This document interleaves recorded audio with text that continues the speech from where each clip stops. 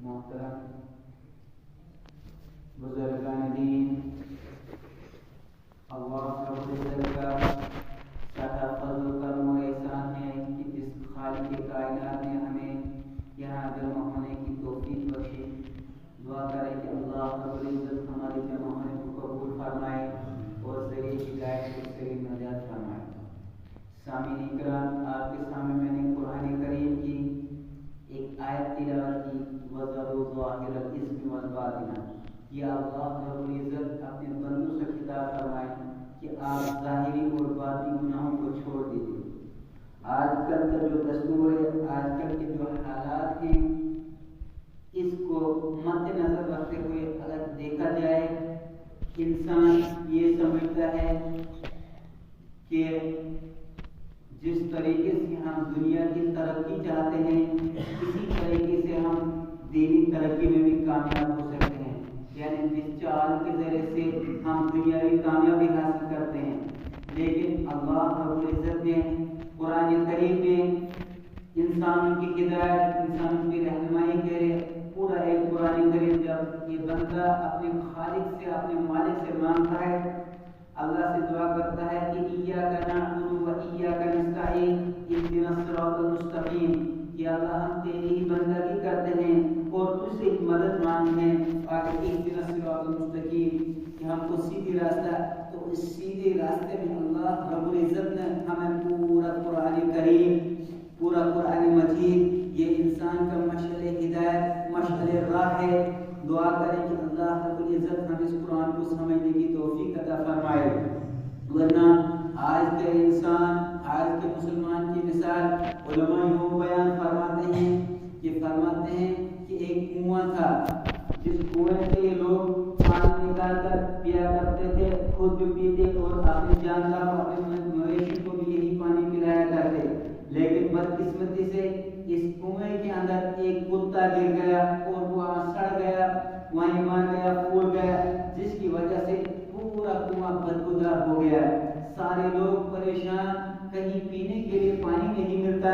اسی طریقے سے ایک عرصہ گزرنے کے بعد چند لوگ دارالفتہ مفتی صاحب کے پاس تشریف لے گئے کہ حضرت ہمارے ایسا مسئلہ ہوا، جو کنواں تھا وہ ناپاک ہو چکا ہے، اس میں ایک کنواں، اس کنویں میں ایک کتا مار کر سڑ گیا ہے، پھول گیا ہے، جس کی وجہ سے پوری آبادی والے، پورے علاقے والے پریشان حال ہیں، اس کا کیا حل ہے؟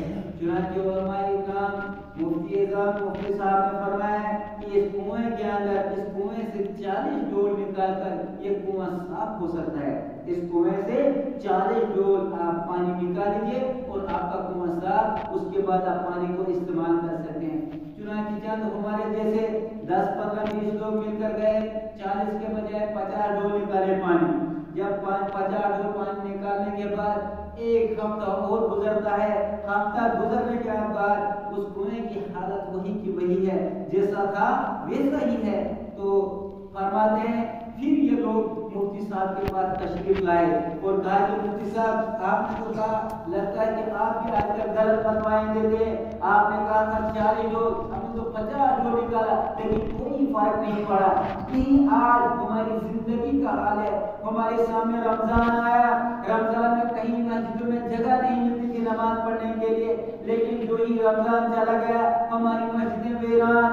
اب ہم چاہتے ہیں کہ اللہ سے برکتیں مانگتے ہیں، اللہ سے دعا مانگتے ہیں، کیسے قبول ہوگا؟ تو فرمایا مفتی صاحب نے کہ بھائی جناب، جو اس میں جو کتا مارا تھا، کیا وہ بھی نکال دیا آپ لوگوں نے؟ کہا دیا، آپ نے تو پانی کے بارے میں کہا تھا، آپ نے 40 کا، ہم نے 50 نکالا، لیکن اس کا جو کتا مر گیا تھا وہ بھی نکالا، کہا دیا، اس کے بارے میں کوئی بات ہی نہیں۔ تو یہی آج ہمارا حال، آج ہم بھی تراویح پڑھتے ہیں، تہجد پڑھتے ہیں، قرآن پڑھتے ہیں، لیکن صرف رمضان میں۔ افسوس، اگر یہ رمضان المبارک کا جو مہینہ تھا، یہ ایک ٹریننگ کا مہینہ تھا، یہ ایک پریکٹس کا مہینہ تھا، اسی طریقے سے ہماری مسجد سال بھر آباد رہی، لیکن ہمارے دل کا جو کنواں ہے، جس کے اندر ہمیں دنیا کی محبت، دنیا کا وہ کتا مرا ہوا ہے، وہ پھولا ہے، وہ سڑا ہے، کہ ہم اسی محبت میں پورے سال گزرتے ہیں، اور پہلے رمضان کو اور شب قدر کو اور عید کے دن ہم معافی مانگنے آتے ہیں۔ کیسے معافی ملے گی؟ جب تک ہم اس دل کے اندر سے اس دنیا کی محبت کو نکال کر نہ پھینکیں گے،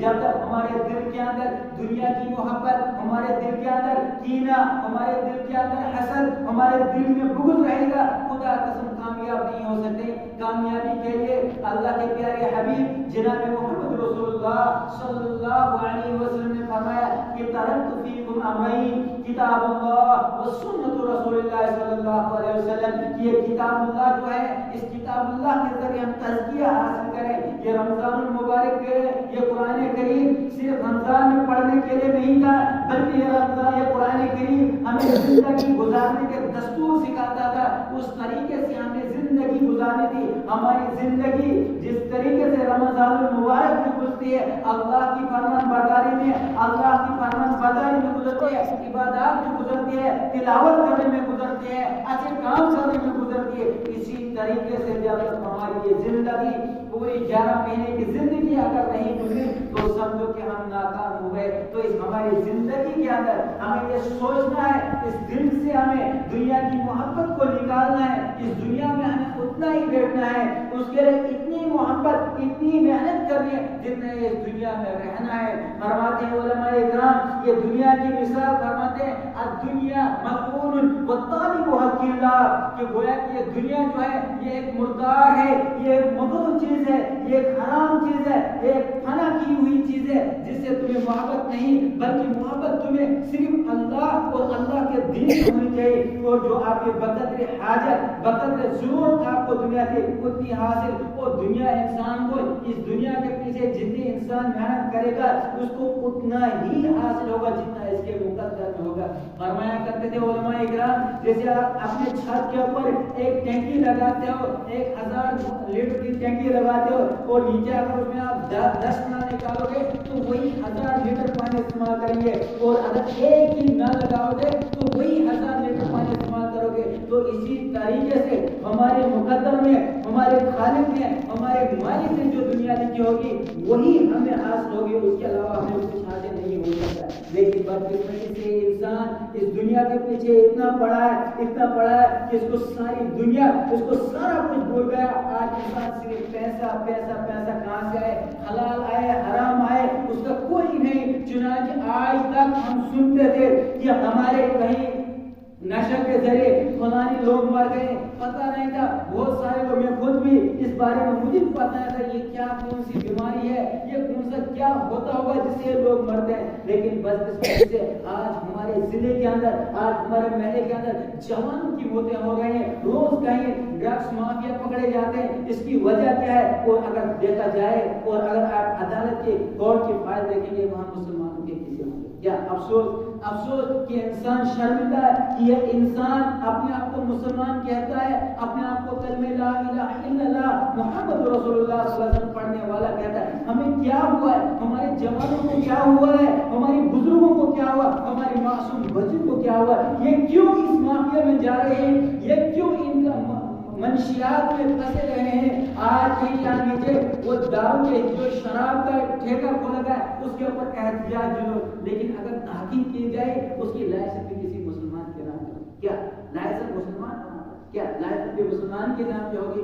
جلوس کیا ہم نکالتے ہیں؟ یہ ڈرامہ جو ہم دنیا کے سامنے چلاتے ہیں، خدا قسم اللہ نے کہا وَذَرُوا ظَاهِرَ الْإِثْمِ وَالْبَاطِنَ، ہمیں ظاہری اور باطنی گناہوں کو چھوڑنا چاہیے۔ جس طریقے سے ہم چالاکی کر کے دنیا میں 2 ووٹ زیادہ لے کر ہم 5 سال کرسی حاصل کرتے ہیں، خدا قسم اللہ کے سامنے کرسی نہیں بلکہ اللہ تبارک و تعالیٰ قرآن پاک میں کہتا ہے وَمَن يَعْمَلْ مِثْقَالَ ذَرَّةٍ خَيْرًا يَرَهُ وَمَن يَعْمَلْ مِثْقَالَ ذَرَّةٍ شَرًّا يَرَهُ۔ اللہ رب العزت ہمارے ہر کام کو دیکھتا ہے، چاہے چھوٹا ذرۃ خیرا یرا کیوں بتایا گیا، ورنہ قرآن کریم میں یوں بھی کہا جاتا ہے فمن یعمل مثقال خیر یرا ومن یعمل مثقال شر یرا، لیکن ایسا نہیں کہا بلکہ اللہ رب العزت نے واضح انداز میں کہا فمن یعمل مثقال ذرۃ لایا کہ اگر آپ بالکل ایک ایسی نیکی کرو جس کو کوئی نہیں دیکھتا، کوئی دنیا والا نہیں دیکھتا، لیکن آسمان والا وہ خالق ہے، وہ مالک ہے، وہ نیکی کو دیکھ رہا کہ اگر ہم چھپے چھپائے بھی کوئی ایسی نیکی کریں گے اللہ رب العزت ہمیں اس کا اجر دیتا ہے۔ اور اسی طریقے سے ہم جو اپنی سیاست کے ذریعے، اپنی سیاست چمکانے کے ذریعے